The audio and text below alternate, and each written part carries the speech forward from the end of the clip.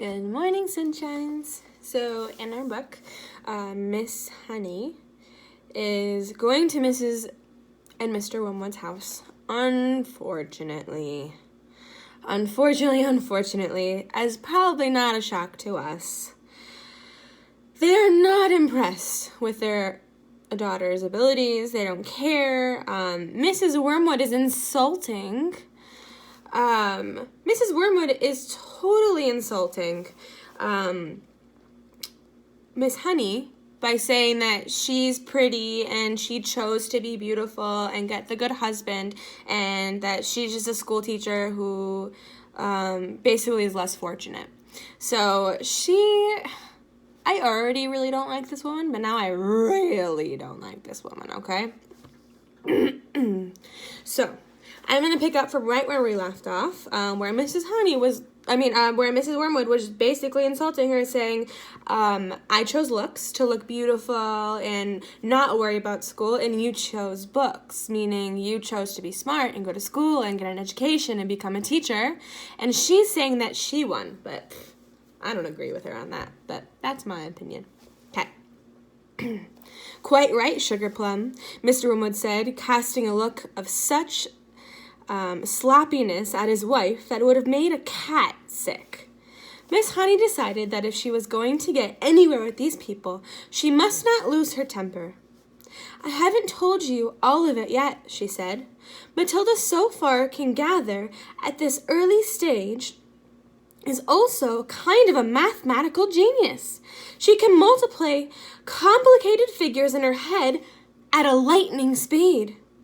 What's the point when you can buy a calculator, Mr. Wormwood said. Stupid. A girl doesn't get a man by being brainy, Mrs. Wormwood said. Look at that film star, for instance, she added, pointing at the silent TV screen, where a bosomy female was being embraced by a craggy actor in the moonlight. You don't think that she got him to do all those by multiplying figures at him, do you? Not likely. And now he is going to marry her. You see if he doesn't. And she's going to live in a mansion with a butler and lots of maids. Who won then? A girl who can do math or someone beautiful? Stupid. Miss Honey could hardly believe what she was hearing. She had heard that parents like this existed all over the place, and that their children turned out to be delinquents and dropouts and went to jail. But it was still a shock to her to meet a pair of them in the flesh. Matilda's trouble, she said, trying once again, is that she is so far ahead of everyone else around her that she might be worth thinking about something extra of like a private tuition. I seriously believe that she could be brought up to university standards in just 2 or 3 years with a proper coaching. Meaning Miss Honey thinks that if she gets private tutoring, that she could be smart enough to go to a university in just like 2 or 3 years. So when she's 7 or 8 at your age? Crazy. University? Mr. Wormwood shouted, bouncing up in his chair. Who wants to go to university, for heaven's sakes? All they learn there is bad habits. That is not true, Miss Honey said. If you had a heart attack this minute and you had to call a doctor, that doctor would be a university graduate. If you got sued for selling someone a rotten second-hand car, you'd have to get a lawyer, and he'd be a university graduate too. Do not despise clever people, Mr. Wormwood. But I can see that we're not going to agree. I'm sorry for bursting in on you like this. Miss Honey rose from her chair and walked out of the room. Mr. Wormwood followed her to the front door and said, Good of you to come, Miss Hawks, or Miss Harris, or I don't care. It's neither, Miss Honey said, but let it go. And she went away. Next one's called Throwing the Hammer. The nice thing about Matilda was that if you had met her casually and talked to her, you would have thought that she's a perfectly normal 5.5-year-old child. She displayed almost no outward sign of her brilliance, and she never showed off. This is a very sensible and quiet little girl, you would have said to yourself. And unless for some reason you had started a discussion with her about literature or mathematics, you would never have known the extent of her brain power. It was therefore easy for Matilda to make friends with other children. All those in her class liked her. They knew, of course, that she was clever, because they had heard her being questioned by Miss Honey on that very first day of the term. And they knew also that she was allowed to sit quietly with a book during lessons and not pay attention to the teacher. But children of their age did not search deeply for reasons. They are far too wrapped up in their own small struggles to worry overmuch about what others are doing and why. Among Matilda's new-found friends was a girl called Lavender. Right from the first day of the term, the two of them started wandering around together during lunch and morning break and recess. Lavender was exceptionally small for her age. A skinny little nymph with deep brown eyes with dark hair that was cut in fringe across her forehead.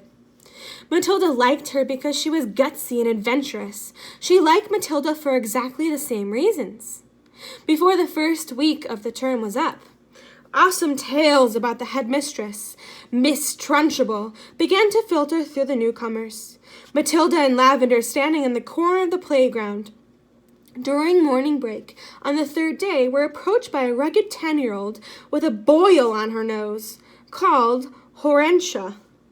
New scum, I suppose, Horatia said to them, looking down from her great height. She was eating from an extra-large bag of potato chips and digging the stuff out in handfuls. Welcome to Borsal, she added, spraying bits of crisps out of her mouth like snowflakes. Eek. The two tiny ones, confronted by this giant, kept a watchful silence. Have you met the Trunchbull yet? Horatia asked. We've seen her at prayers, Lavender said, but we haven't met her. You've got a treat coming for you, she said. She hates very small children.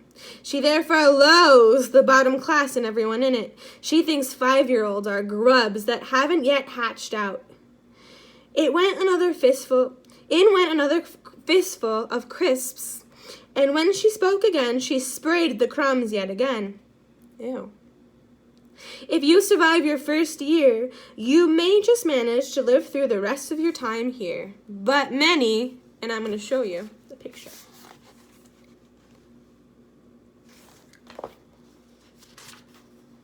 Don't survive.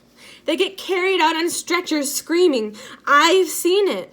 She paused to observe the effect those remarks were having on the two small children. Not very much. They seemed pretty cool. So the large one decided to regale them with further scary information.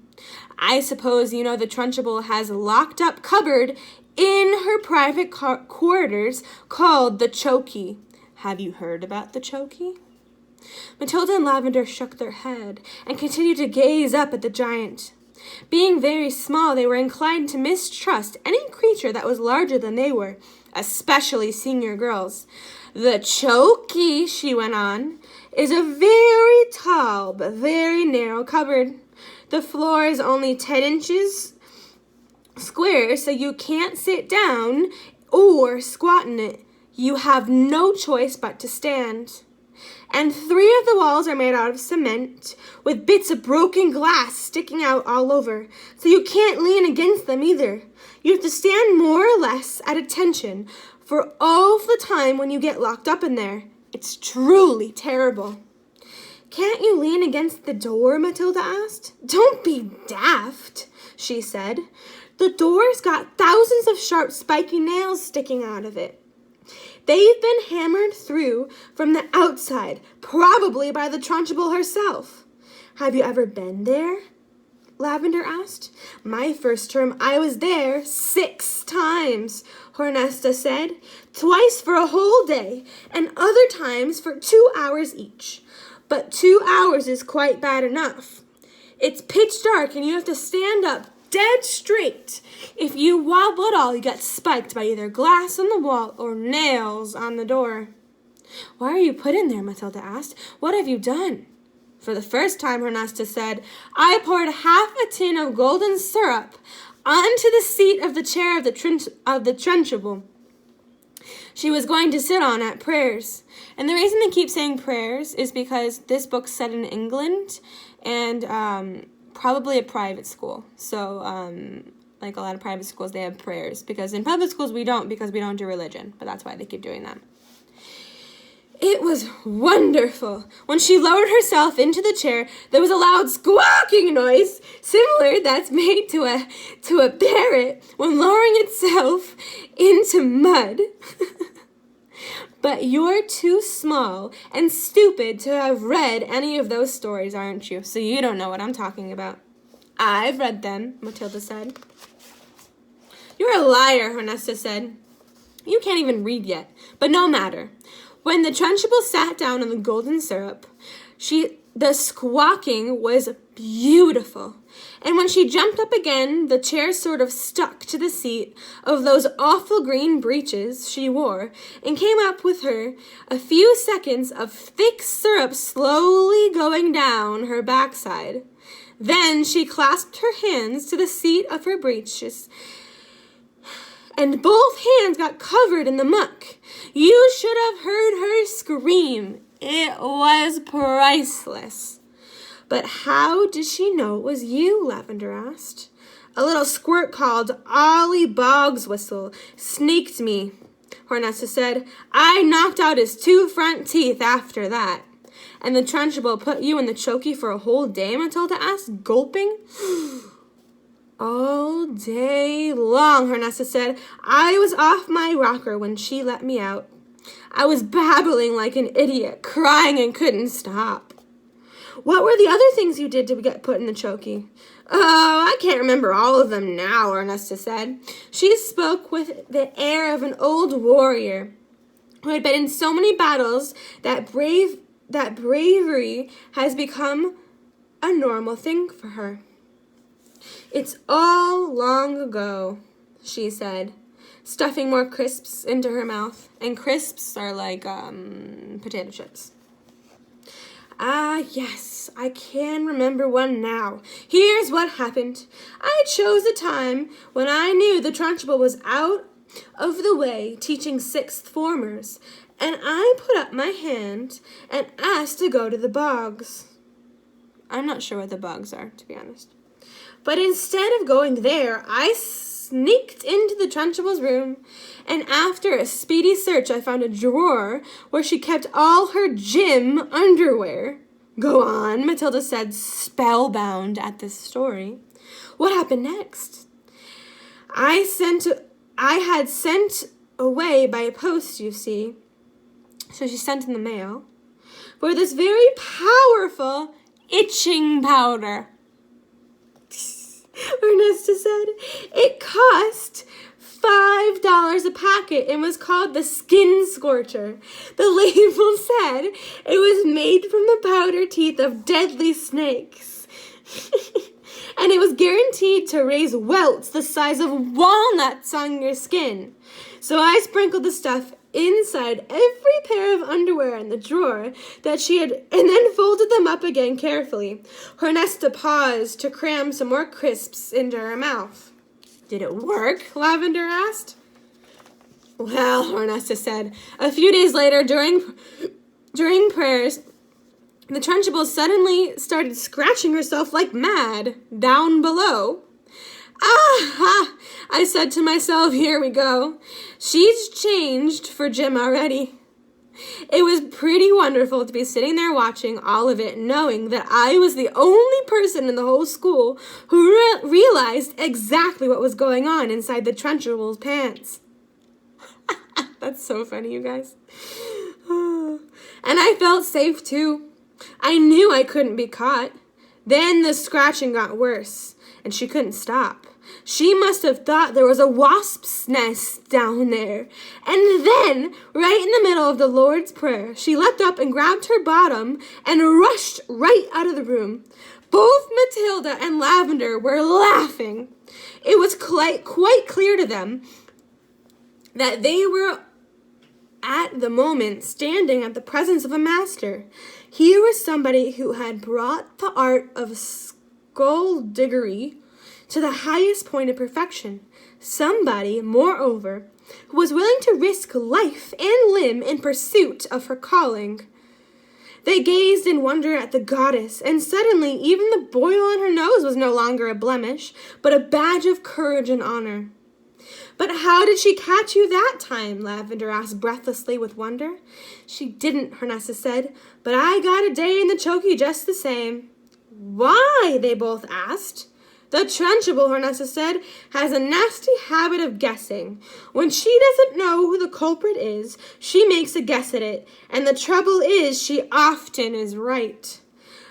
I was the prime suspect this time because of the golden syrup job, and although I knew she didn't have any proof of it, nothing I said can make a difference. I kept shouting, How could I have done it, Mrs. Trunchbull?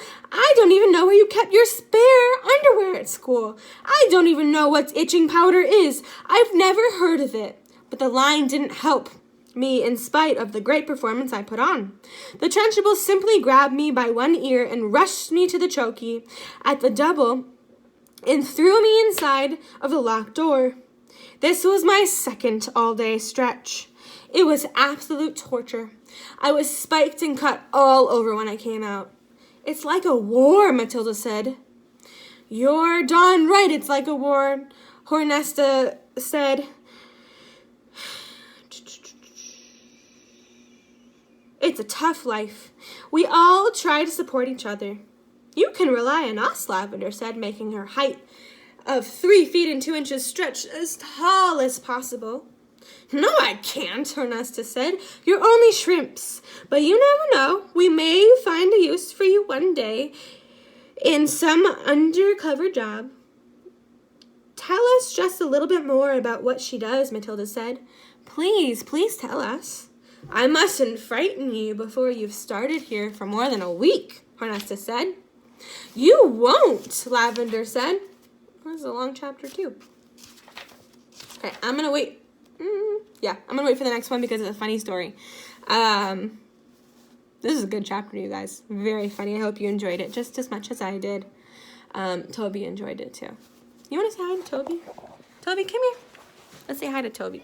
Come here. Can you just say hi, please? Toby, say hi.